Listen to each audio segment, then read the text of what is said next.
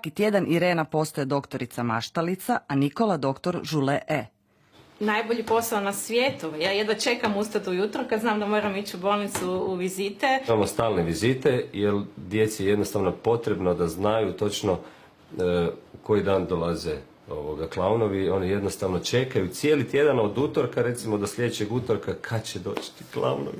Pogotovo ovdje na onkološkim odjelima gdje su djeca ovdje i mjesecima. Da. Čak neka djeca su još uvijek ovdje od prije 3 godine. Stave maske i kreću u akciju. Od sobe do sobe uveseljavaju mališane, ali i njihove roditelje i liječnike.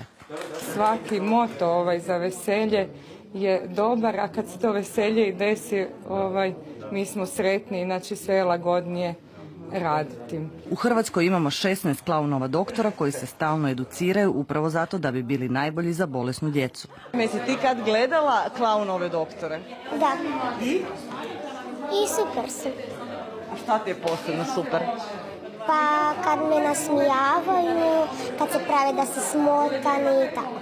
Radili su smiješno sve. Super! A kaj su radili? Nešto jako smiješno. I stavili nam male crvene nosice.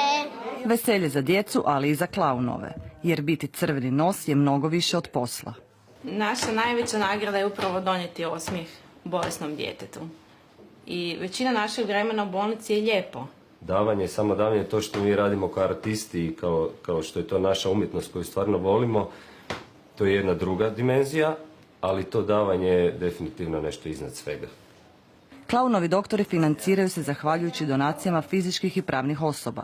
Direktor tvrtke koja ih uvijek rado podupire došao je danas u kliniku za tumore vidjeti kako to izgleda kada crveni nosovi posjete djecu u bolnici. Nismo puno razmišljali, nego smo rekli da je ovo jedna inicijativa koja je svake hvale vrijedna i potičem i molim naravski naše građanke i građane da se uključe u ovu akciju.